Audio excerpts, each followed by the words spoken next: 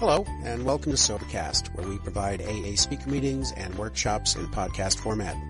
We're an ad-free podcast, and if you enjoy listening, please help us be self-supporting by visiting Sobercast.com, look for the donate link, and drop $1 or $2 into our virtual basket. We hope you enjoyed the podcast. Have a great day. Here at the workshop for the first time, you raise your hand. Okay, man. Anybody here has been? How many people are here that have been here before? Raise your hand. Okay, so we have some people are coming back. We always like to find out who's in the audience just to know how old jokes we can tell. And I say we. This is really the first time I've done this part of the program completely by myself. I've been sharing it with the different people, and it's worked out this time. I'll be doing it by myself, and the format for the meeting will really be fairly straightforward. I'm going to be speaking for about 40 minutes. Then we're going to break up into small groups, and the purpose of the small groups is give everybody a chance to discuss some of the issues that are going on in your own life around this, and to hear other men talk about some of these same recovering issues. And I'm glad to see there's some people here that have come back, because I'm going to have to ask some of you to help facilitate some of the groups as we go along. I think the question always comes up, I've heard people ask me, well, why do we talk about this? Why do we keep talking about it? And this subject really has been on the schedule from the very first workshop. And it's, Doc Crandall used to always ask me to remember to mention to people that have to remember that under every skirt there's a slip, certainly a potential slip. And we those of us in the program for a few 24 hours know of a lot of people that end up relapsing over relationships, over their sexual behavior, and I think it's extremely important that we deal with these issues once we have found out how to stay sober, how to keep from drinking one day at a time. The other issues, the issues of living, the problems we see in day-to-day living become important to us. I'd like to just to also help form a basis of who our group is. How many here feel like they received good sex education from their parents when they were growing up? We have 2 hands here. 3, 4. Don't be bashful. We won't discriminate against you. 3. We have 3 hands in a group probably of about 50 to 75 men. There are usually 2 or 3 people here that somehow slipped up and had some type of sex education. How many people here, when you were sharing with your peers in the locker room, were honest with your sharing about your sexual behavior? Now we know you're lying if you raise your hand. How many people here had healthy role models for parents? Both. Okay, we have about a dozen hands in the room. I'm glad that there were some people out there like that. How many people here are in a ongoing committed relationship at the present time?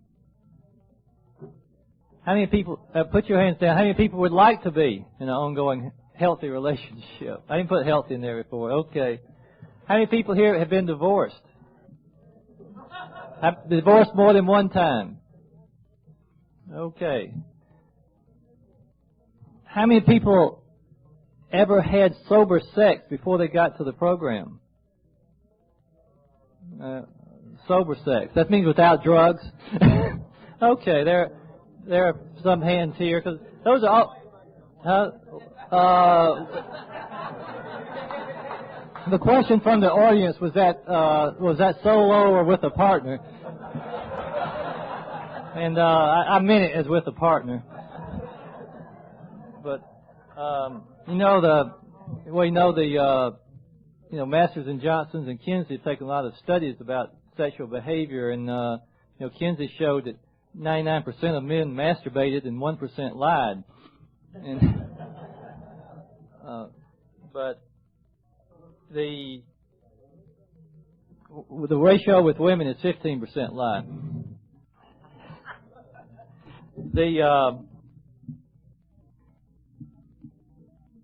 like to talk about really a couple of things about just sexuality and sexual behavior. And I have to say that most of what I've learned about relationships has been in these rooms and since I've been in recovery. You know, I've had some book knowledge and some educational knowledge about some of these issues, but really getting down to the nitty-gritty and learning from a gut level, most of that has been in these rooms, and I'm very grateful for the chance to be able to share here today and also the sharing we have in our small groups. I think something is kind of, a story I heard the other day is kind of typical of what we, what happens sometimes in our marriages and relationships. The woman came home from seeing her gynecologist, and she was just so happy and smiling, and her grumpy husband said, "Well, what you so happy about?" And she said, "Well, the doctor today told me that I had the breasts of a 21-year-old. And he looked at her and he said, "What do you say about your 44-year-old ass?" And she looked at him and she said, "Well, your name didn't come up." And I think that's typical in relationships a lot of times. She's talking here and we're talking here, and we're not really communicating. And obviously this couple wasn't particularly interested in any positive communication anyway. I'd like to talk about really, I'm going to break my talk up into a couple of things. First, I'm going to share a little bit about what the program says, what the big book, and what we can learn. And these are things that you can take back and can share with other people. I'm going to talk a little bit about my own personal recovery and relationships, and a little bit about the tools and things that I'm using in my own relationship. The writers of the big book had a very good sense of humor. I'm sure that people have heard my talk before. I won't ask for hands, but sex is discussed on page 69 in the big book. And gosh, this is a slow group. Explain to it, please. And this is on page 60. You have to be careful about quoting things in groups, though. One of my friends told a young lady to look up on page 96 what the big book says. On page 96, this young lady went home and read this to find out how she's supposed to deal with this difficult sexual relationship. And on page 96 it says, "Do not be discouraged if your prospect does not respond at once. Search out another alcoholic and try again. You are sure to find someone desperate enough to accept with eagerness what you offer. To spend too much time on any one situation is to deny some other alcoholic an opportunity to live and be happy. Let him know you're available. He may be broke and homeless. If he is, you might try to help him about getting a job, of giving him a little financial assistance. Perhaps you will want to take the man to your home for a few days. Be sure to use discretion. You may be aiding in his destruction rather than his recovery." And on page 69, we always quit reading how it works a little bit early. Sex is actually mentioned 20 times in chapter 5 after we quit reading. For those of you who haven't read much of the big book, you can start after how it works and start from there. Specifically, it's mentioned in steps 4 and 5. And on page 69, it talks about sex. Actually, we fudge a little bit, like in everything. It starts actually on the bottom of page 68. But on page 69, it says, "We do not want to be the arbitrator of anyone's sex conduct. We all have sex problems. We'd hardly be human if we didn't. What can we do about them?" And it talks about being honest and about taking the 4th step on this. In this way, we try to shape a sane and sound ideal of our future sex life. We ask God to mold our ideals and help us to live up to them. Whatever our ideal turns out to be, we must be willing to grow toward it. We treat sex as we would any other problem. And, I've heard a lot of, I talk about, we all have our goals or our ideals about how we would like to behave, not only in sexual behavior, but in all areas of our life. And we all didn't have our behavior. And it's really the difference between our behavior and our ideals that gives our discomfort. This is where we get our guilt, our anxiety, our frustration. And the further we are away from our ideals, our behavior is, the more uncomfortable we are. Now, I've heard people say, they just like to, lower their ideals down, all the way down.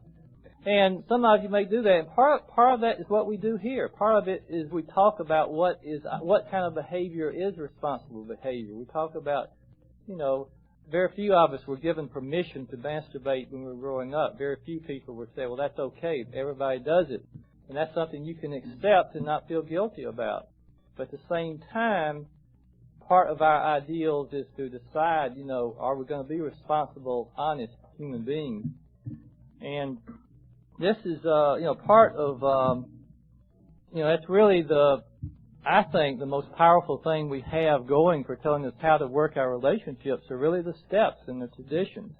It's really possible to practice the principles of the steps in your relationship. It's possible to practice the principles of the tradition in your relationship. And specifically, a whole 45-minute talk I sometimes give is just on practicing the traditions in your relationship. And it's possible if you look at the principles of the tradition and see how they can apply to your relationship. And certainly, the first principle of the first step we know is honesty. If you're not practicing honesty in your relationship, then I wouldn't be surprised if you're uncomfortable with what's going on and if you have trouble communicating with the person in your life. One of the big issues that always here comes up, how long is it going to take my wife or my girlfriend to trust me? How long is it going to take her to trust my recovery? How long am I going to put up with this distrust? Usually, my answer to that usually is, well, when you have been trustworthy long enough for her to forget your behavior. A lot of our behavior, we were in blackouts and we don't even remember our behavior. But I bet you your wife remembers your behavior, or your girlfriend, or they were sober. And you have to always ask and a lot of us treat our alcohol and drugs as if it's a mistress for us anyway. And it has been a mistress. It's been a very seductive, ongoing love affair with our drugs and alcohol. And our significant other person has been the one left out, has been the one that has not been part of this relationship. So, I'd ask you, how long would it take you to trust your wife after she had an affair with somebody? 2 weeks? 2 months? 2 years? That's the depth of the distrust that a lot of our wives have toward our disease. And it's the depth of distrust, because a lot of us were unfaithful when we were drinking and using drugs. And that's just part of the picture. It's not just the dishonesty about the drinking. It's also the dishonesty about the affairs. It's the dishonesty about saying we're going to be somewhere or be home for a birthday party and then not being there, or coming home drunk, or saying, well, I won't drink so much tonight. And over this for years and years, and then we pick up our 30-day chip and we should be trusted. We should be trusted. And it doesn't work that way. It especially doesn't work that way the second time around, time you relapse once. It doesn't work that way very often. So I think for me, it's practicing these principles, in our steps, we talk about practicing these principles in all our affairs. And the hardest place it is usually to practice the principles of the program are at our home or in our relationship.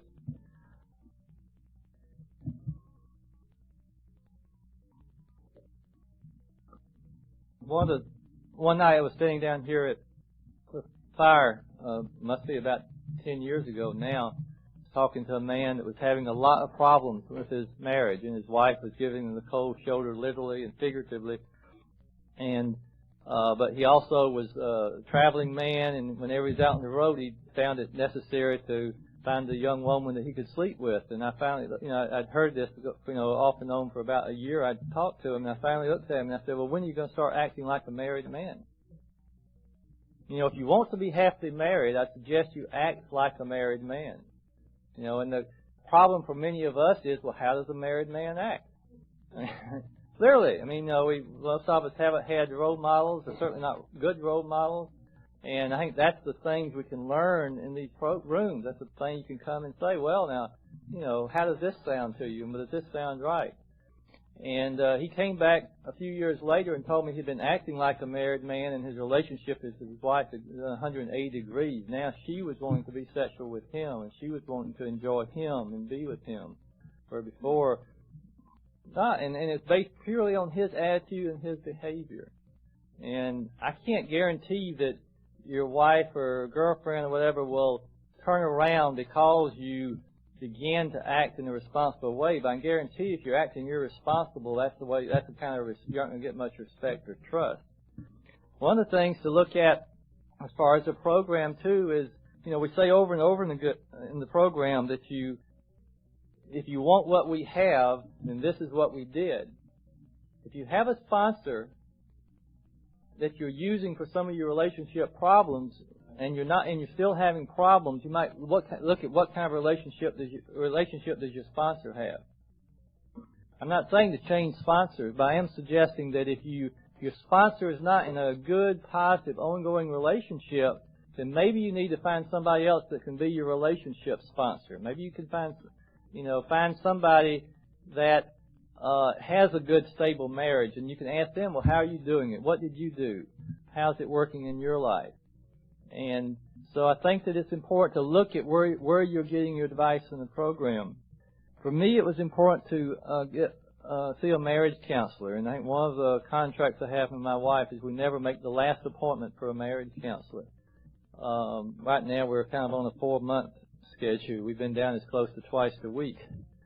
But we never make the last appointment because that implies that we're always working on the relationship, that we have a recovering relationship, that it's not fixed, it's not set, that we always have some things to work with.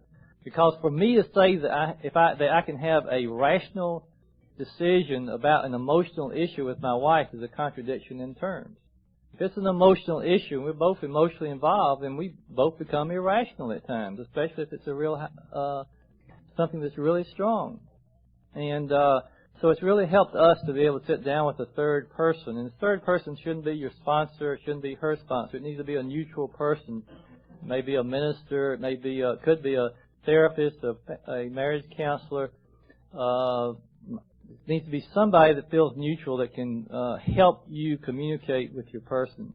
Talking about communications, I have to ask you, think about what kind of words do you use to describe the person in your life? And I over and over again use the word wife. If you're homosexual and you have a homosexual relationship, that's fine. Just substitute whatever word you use for your significant other person. In my life, it happens to be a woman and wife at this time. But think about what kind of words have you used to describe your significant other person in your life? Is she your old lady? Is she your battle axe? Do you call her by her body parts? Is she your pussy? A bitch? What kind of words do you use? I'm not talking about to her face now. I mean, I'm not. Hope not. At least when you were sober. I'm talking about when you're down at the meeting and say, well, I've got to go home, my old lady's going to be upset if I'm late. What kind of words when you're kind of when you're putting down your wife with the guys trying to look macho, what kind of words are you using? I suggest that those words have a lot to do with how you treat her. Have a lot to do with how she treats you. If you want her to be your bride, then call her your bride. Call your girlfriend.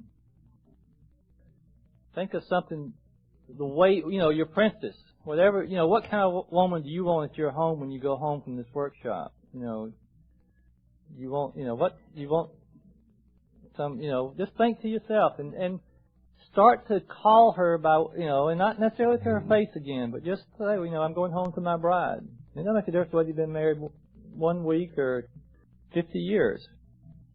But if you think about it and use those words, you'll begin to treat her that way. If you treat her that way, it's very likely that she will respond to that. And words are very powerful, and that's why, we come in this program, we start to share honestly around groups. It's very powerful. Earlier tonight, in our cabin meeting, I had a man say, "I'm scared about being here." What a powerful statement for a man to say among men. And that is a true statement of a strong man, to be able to say that. I'm scared. I'm uncomfortable being here. And it's those words that heal us. It's those words that make us stronger. Noel said once here, I think, something that I always remember. Somebody asked me one time, well, how do we know when we're healed? How do we know when all this shit from the past is finally in the past? How do we know, we do these 4 steps, and we do these 5th steps, we get up and talk. But we know we're healed when we can reveal ourselves without shame. When you can get up and reveal yourself, warts and all, without shame, then you know you're healed. Because I know I'm healed on a lot of my subjects, just from getting up in these rooms and revealing myself. And when I first started, it felt uncomfortable, a little shameful, a little bit, I was told I needed to do that. I don't have any shame about that now. So I know that part of me is healed. And that's the miracle of this program, is the fact that we can take parts of our life that we think are so shameful and so hurtful and be able to be healed with that.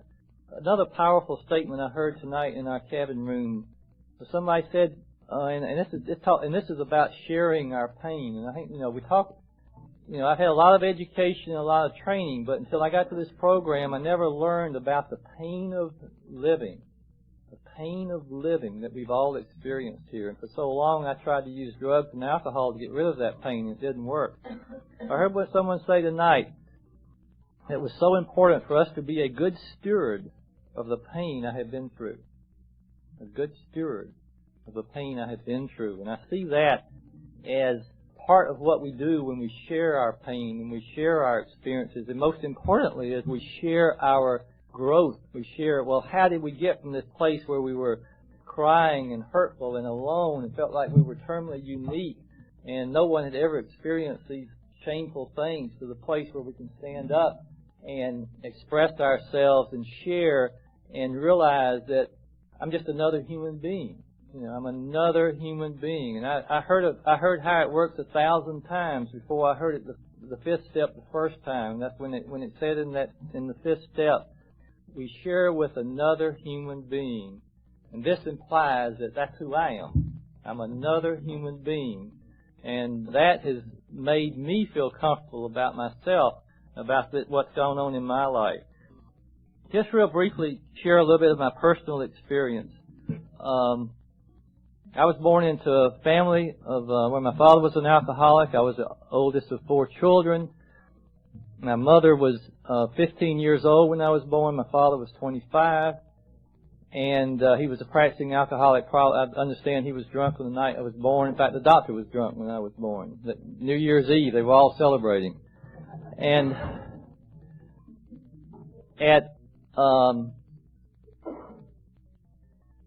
just to take some highlights of that. And I think when I was 15 or 16 years old, I was seduced by a minister of music. And I went through a lot of shame and guilt about the question whether I was homosexual or whether I was, what was I? What did this mean? And it was really only after sharing here at some of these meetings about that I get to the place where I was comfortable with that. That I get, even though I'd seen lots of psychiatrists and a lot of other things and talked about, was when I was able to talk about with other men and feel comfortable with that the shame has gone away. As it turns out, I'm not homosexual. I really, except for that one short relationship, I have not been with a man. As Masters and Johnson are rather Kinsey quotes the statistic is anywhere from 35 to 50% of men have some type of homosexual relationship sometime in their life. And I ended up, though partly, I'm looking back on it, partly just to prove that I was okay. I think, I started, I think I ended up running toward the woman that I ended up marrying. It turned out she was an alcoholic and drug addict herself, so I thought she was just crazy. I still think she's crazy. She isn't still an alcoholic and drug addict, but and ended up really after about 7 years going through a situation where I wanted to divorce her and didn't because I didn't want to leave the kids we had at that time, and ended up really getting into my addictions at that time. Ended up divorcing this lady and married a nurse for a few years because I needed somebody to take care of me, and then divorced that lady after bouncing back and forth between my alcohol and drugs. My 15-year-old son confronted me with my present wife back in 1979. And when I saw in his eyes how he felt about my drinking, and he was describing how I was acting in blackouts, I made a commitment to go into treatment, and ended up going into a treatment program, relapsing after 6 months, but then staying sober. My sobriety date, September the 3rd, 1980. And it was with the beginning of recovery that I began to develop a relationship with my present wife. And it took marriage counseling. It took us going to a lot of meetings. But 2 or 3 things that meant more than anything else. And one is, when I came into the program, I was told to pray. I'd pray in the morning and pray at night. But I was a closet prayer. I didn't want my wife to see me. I'd pray when she was in the bathroom or out of the room. And I guess I've been sober about 2 years when she came back unexpectedly and caught me praying on my knees. It's talking about secrets and how sick we are. And anyway, she came over and got beside me. She wanted to know what I was doing. I told her, and she said, but she'd always wanted to be married to someone she could pray with. I didn't know that. We weren't talking about any important issues. But we started we started praying that day, and since that time we pray in the morning and pray at night. And that has to be one of the most strongest things that have happened to us as far, and even tonight when I get ready to go to bed, I'll say my prayers and I will feel close to Judith and be close to her. So this is something we have shared, and it's the prayers we have are semi-formal. In the morning we pray the Serenity Prayer, but put today after it. God grant me the serenity to accept the things I cannot change today, the courage to change the things I can today, and the wisdom to know the difference today. And thy will be done today, not mine. And then we add some personal things in there. At night we say the prayer of St. Francis, and we say the other short prayer I read in one of the books, and that is, God, thank you for all the things you've given us today. Thank you, God, for all the things you've taken away today. Thank you, God, for all the things you've left us today. And we do have so much to be grateful for. And for those minutes, and there have been times when we weren't speaking to each other when we got in the bed, but we would pray together. And I think that has been a bond, and it's been something that has really strengthened our relationship beyond estimation. We read meditations and books together in the morning. I'm very compulsive. I have 3 books I read at night, and we have 2 we read in the morning, but read the ones in the morning together. I mentioned before about never making our last appointment with a marriage counselor. And more than anything else, I've learned to accept her.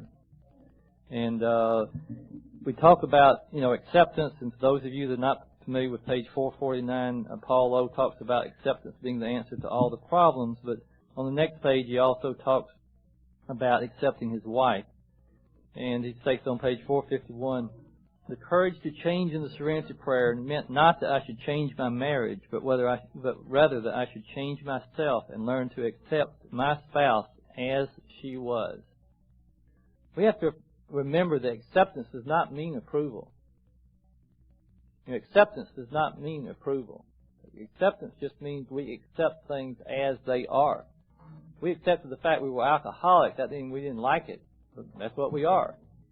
And accepting my wife doesn't mean I have to like the way she is. It doesn't mean I have to like everything about her. It just means I have to accept her as she is and quit trying to change her. It's not my job to correct her or show her how she's supposed to do. And my wife, don't think there's a few people in here that know my wife, but you know, when she's bitchy, she can be really bitchy. And I used to say, you know, she'd be up in her bitch tree throwing things at me. And I usually deserved it. See, that was the problem, especially when in early sobriety, when you first come in, you have a lot of things to be guilty about. You know, it's not hard to feel guilty. You know, for your wife to find something that you should have done or didn't do or wished you had done. Somewhere about 5 or 6 years ago, she got bitchy, and I accepted her where she was. I just, you know, I didn't run off to a meeting. I didn't go out to the garage. I didn't go into pitch battle with her and get defensive and start calling her names. I just kind of did with her like I've learned to do in these meetings with other alcoholics. You know, just kind of listen. And she kind of, after a while, she kind of got through with her thing, and she went and did, you know, and the evening went ahead, and we said our prayers, and the next day, a miracle happened. She came up to me and she said, "I'm sorry, I was bitchy yesterday." And that was a miracle for us. So that, you know, I just kind of thought that, you know, that wasn't what I expected, but it's happened at least a dozen times since then. Happened just this last week. And makes it easier to accept, by the way. Once it happens, you know, it's kind of like, well, gosh, you know, maybe I can accept it a little bit better. And I learned something very important, and that was that just by me accepting her, and part of her problem was when she was feeling bitchy, whatever the reason, she was feeling unloved, unlovable. Whenever I got into this mode of either being combative or running away, it just reinforced in her that she was unlovable. So it made her feel worse. And the worse she got, the more, you know, the more she picked until, you know, it was easier for her to stay bitchy at me than it was to get in touch with some of her own feelings. So it's really helped. One of the things that, you know, about that same time I'd read in a book, it talks about how a lot of times the wives of alcoholics are kind of, you know, show one emotion instead of the other. And a lot of times when our wives are acting bitchy, they really just hurt. You know, they just really hurt.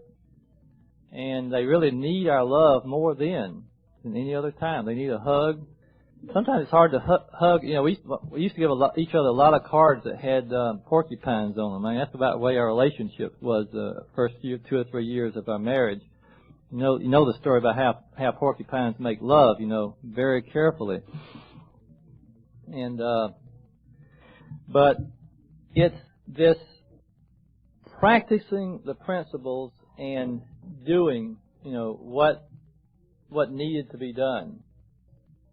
And I'm not saying that my life and my relationship is that without any discomfort or pain now, but I'm saying that when I first came into the program, that we might have 2 or 3 days a year that things went completely well without any problems, and now it's more like maybe 2 or 3 days a year that we really have some times when we really don't do well.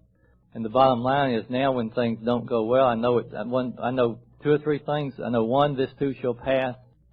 I know 3, that I love her and she loves me, and just because she's bitchy doesn't mean she doesn't love me either. See, that was a hook that I got hooked into. When she was bitchy, you know, my mind would start saying, well, how could she treat me this way if she really loved me? You know, how could she be this way? You know, and all that did was build a wall between us.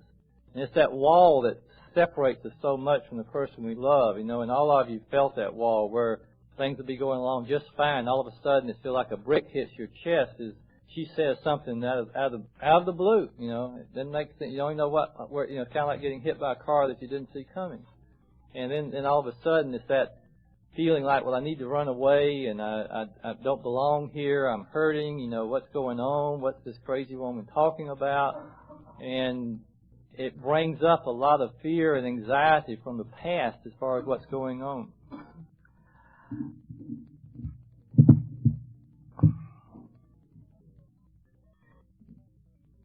A couple of things I heard tonight I want to repeat again, and one is about being sick is our secret, and the other, somebody mentioned drop the rock, and I don't know if y'all have heard the story about the rock or not, but this man was out on a long hiking trip, and he found this beautiful rock that looked really had a lot of crystals in it. It looked like it'd be very valuable. So he put it in his backpack and was carrying it back to his campsite, which he had to ford a river to get to the campsite. And crossing the river, he slipped and got washed out into the deep part of the river.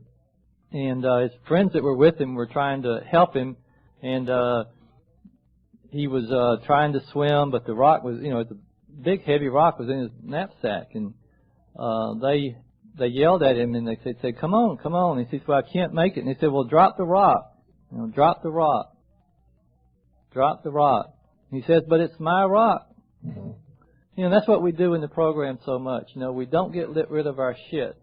We don't get rid of our problems. We don't get honest. Because it's ours, we think it's so valuable that we're ready to give up our lives, our relationships. And it is really important. I see the dropping of the rock as our 4th and 5th steps, our 7th through 9th steps. I want to read one other thing here from on page 452, still in Paul O's story. And by the way, one of the things that helped me with my relationship was my sponsor asked me to read page 449 every night for 3 months when I kept talking to him about all my woe is me with my relationships. And I think that helped a lot. Eventually, I had to redo each of the 12 steps, specifically with Max, his wife, in mind. From the first saying, I am powerless over alcohol and my home life is unmanageable, to the 12th in which I tried to think of her as a sick Al-Anon and treat her with love as I would give a sick AA newcomer. When I do this, we get along fine. Perhaps the best thing of all for me is to remember that my serenity is inversely proportional to my expectations. The higher my expectations of my wife and other people are, the lower is my serenity. I can watch my serenity level rise when I discard my expectations. Acceptance is the key to my relationship with God today. I never just sit and do nothing while waiting for Him to tell me what to do. Rather, I do whatever is in front of me to be done, and I leave the results up to Him, however it turns out. That's God's will for me. That's the end of my talk now. And what we're going to do next is we're going to divide up into groups. And the groups need to be somewhere between about 10 and 12 people.